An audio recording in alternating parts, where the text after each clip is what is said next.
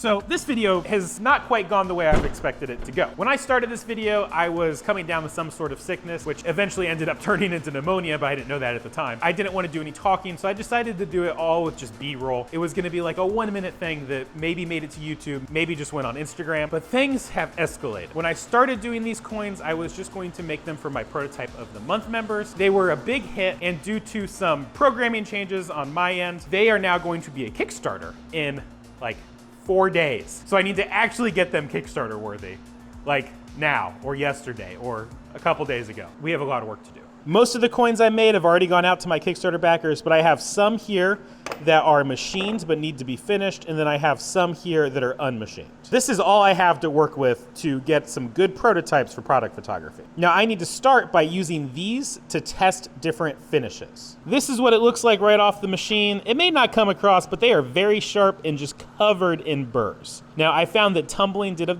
decent job of taking those off quickly, but I would like to be able to get contrast between the deep lines and the high spots. So we're gonna do some experimenting here with sandblasting and tumbling and maybe a little fire. Let's start by putting these in the sandblaster.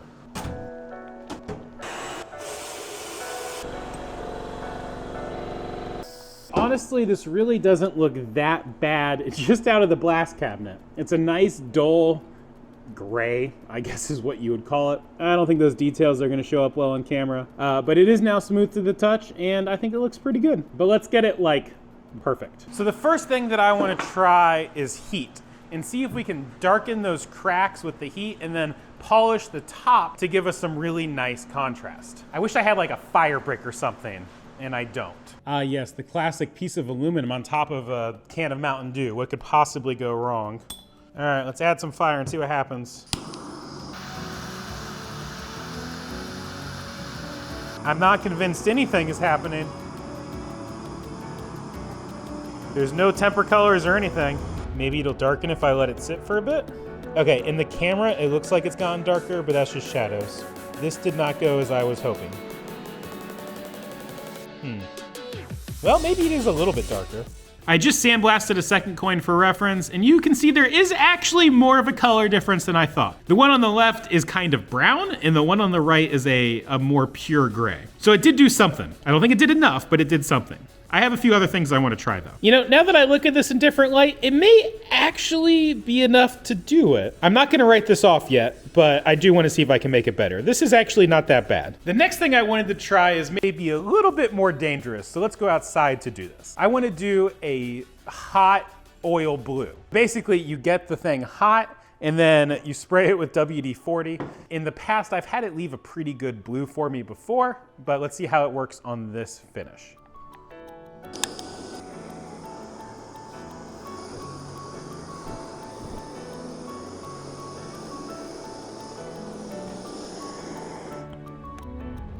Well, it's definitely dark now. So that worked, but the result is very splotchy. That's just not gonna cut it for a production process. The backside is actually not bad. I wonder if the coin got hotter or something, or just caught some of the fumes, or maybe because it was sitting in the oil. I don't think this is gonna work. Maybe there's something to be learned here. I'm gonna try one last thing, which is a very similar process, but I'm going to heat up the coin and then I'm going to quench it in oil. And maybe that will give me a more even finish. All right, this is a just light cutting oil, and hopefully it won't catch fire. I'm gonna heat this up, quench it in. I think this time I'm gonna hold it in pliers instead of doing it on the plate, because I think it'll get hotter. This is a very good heat sink, and I think that may be reducing the max temperature that I've been able to get this to. Let's try it.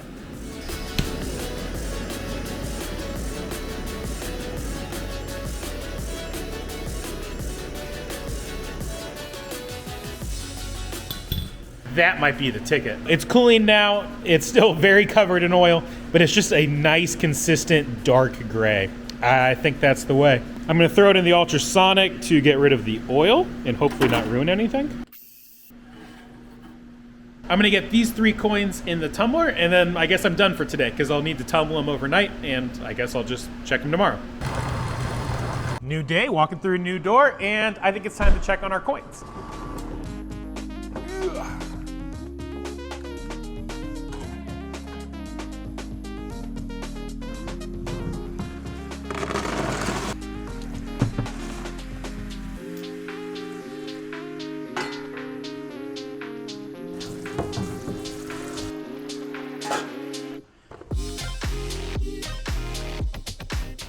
I'm fairly happy with how these turned out. Let's go through here. This one is just as machined, straight off the machine, no sandblasting or anything. It's shiny, but it's sharp. This one is the one that we just did some heat bluing on. I don't know, it doesn't look bad. There's a little bit of contrast. It's not sharp anymore, but it's not quite the look I'm going for. This is the WD-40 blue. As you can see, it is incredibly splotchy. The blue just came off in some places. I think it was more of a char and less of a bluing. That's just a straight no-go. But this one, this is the one that we did with the oil quench, and this looks really good. It's not as dark as it could be, but it is definitely dark enough to give it some contrast. I think if we polish up the surface a little bit more, that will be more contrasty. But I'm really happy with how this looks and how this feels. I think it's 95% of the way there, and with a little bit more experimenting, I can get it 100% of the way there. This is definitely on the right track. I think my next step is to stick this into some corncob polishing media, see if we can get this surface brightened up a little bit more.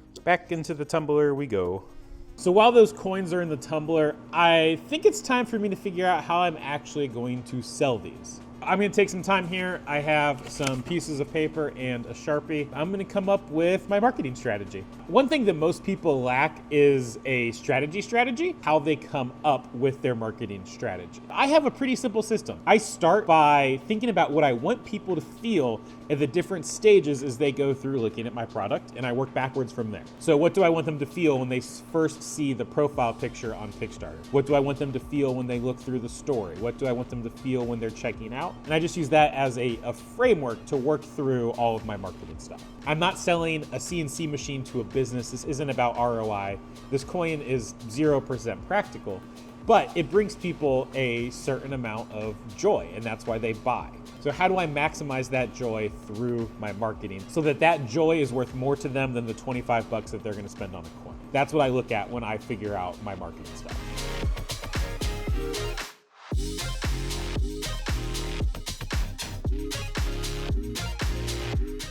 That 20 minutes of brainstorming probably just saved me 2 days of flailing. I have a plan now, I have something that I can focus on, and I can move forward. Basically, the thing that I learned during that little brainstorming session is I think I want to focus on like the mystery aspect of these coins, kind of the intrigue part of it. What is this thing? Like, why does this exist? What is it? How was it made? I noticed a lot of the campaigns for other coins were very sterile, I guess is the term. They were almost mathematical. A lot of them used line drawings, like an engineering drawing of their coin, and they didn't have a whole lot of character to them. I'm gonna do the opposite of all of them. I'm gonna try to stand out. I'm gonna try to use a lot of very angled shots, not a lot of straight orthographic shots. I'm gonna try to bring as much nature into my product photography and campaign as possible, because I think it does a really good job of contrasting with the sharp lines of this coin. I think contrast of the shiny outside versus the dark inside is one of the things that makes this coin so cool. I think we can kind of capture that by putting the coin into nature. I'm trying to capture the vibe of ancient Aztec technology or a alien relic that was found from thousands of years ago, or Atlantis. That kind of aesthetic where you have like technology meeting like nature and old school stuff. I'm gonna try to capture that in my product photography. I'm not a very good photographer, so we'll see if that's possible, but that's at least the take that I'm gonna try to go with this coin. And I started thinking about names, and I'm thinking about calling it like the artifact coin or the relic coin. I don't know, maybe I just need to be descriptive and call it like the generative coin. I may kind of go in that direction. We'll see when I actually go and write the campaign. So I took a second to check the coins in the tumbler, and this is when I relearned a very important lesson. The tumbling media gets aggressively stuck in those crevices. It was very difficult to get it out last time, and now I've gone and done this to myself again. Tumbling these in the corn cobs is not my solution. I guess today's the day that I buy a polishing wheel.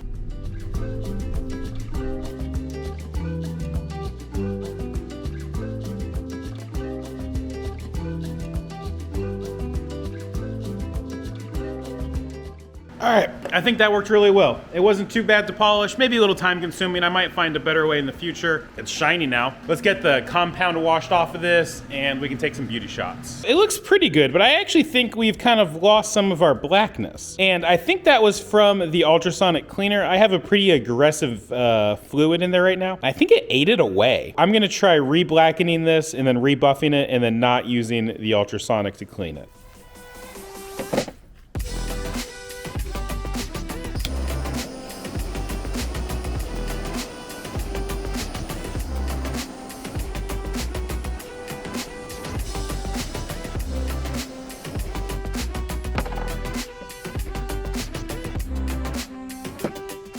Well, that certainly had an effect, and I think I like that. That looks good. I still need to polish it, obviously. Well, that definitely darkened it, and I kind of almost like it like this, but let's polish off the tops and see what that does.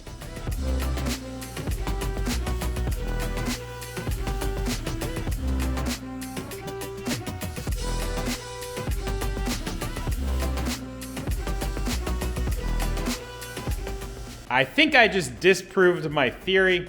The buffing wheel, not gonna work. After re-blackening it and then rebuffing it, I can tell that the black on the inside of the engraving is actually coming off on the buffing wheel. It wasn't the ultrasonic like I thought. So the buffing wheel is soft enough that it's able to get down into the cracks, polish that away. That's not gonna work. I guess that means we're going back to tumbling or some combination of these things. All right, I have another idea. Blacken it and then Scotch-Brite. We'll see if that works.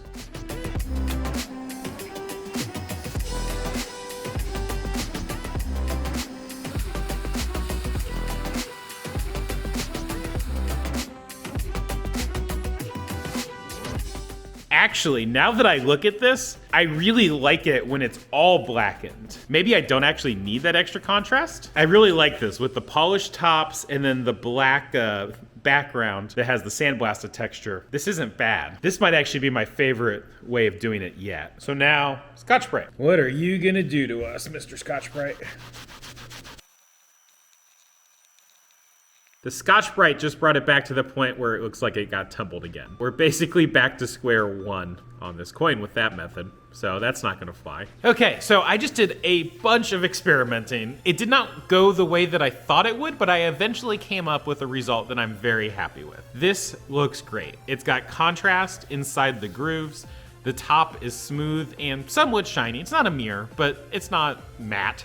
And then the grooves are rough and they're not black, but they're a dark gray.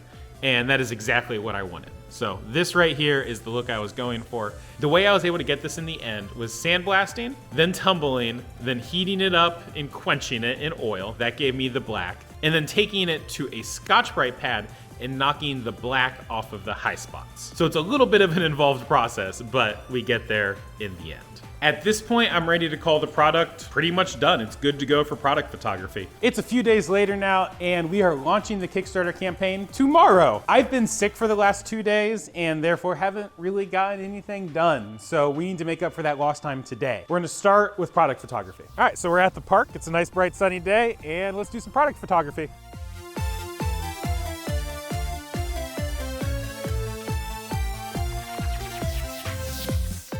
It's about a week after the Kickstarter launch, and I'm pretty confident in saying that I am happy with how well this campaign has gone. We met our goal in about 2-3 hours, somewhere in there. I wasn't really paying attention, so I'm not sure the exact timing. It was definitely the same day. And then we completely sold out all 100 coins in about another 24 hours after that. So at this point, the campaign is on Kickstarter, but you can't do anything because there's no coins left. So I'm sorry if you wanted one after watching this video. Kind of the point of this video was to announce the Kickstarter. I was too slow and my normal Instagram and other Kickstarter followers were too fast. So sorry about that. I guess that's the downside of Make 100 is I can only sell 100 coins. But if you were one of the people who got one, I'm super thankful. Thank you for supporting me and Design the Everything. It really means a lot. And it really, just the statement of being able to sell out of all of those so fast is really huge and promising for the future of Design the Everything. Anyway, if you want to buy something else we make, you can do so at betterkeychains.com. Link in the description. I'll see you next time. I'm popular today. What are you guys doing? What is it? Why is it? Who is it? Where is it?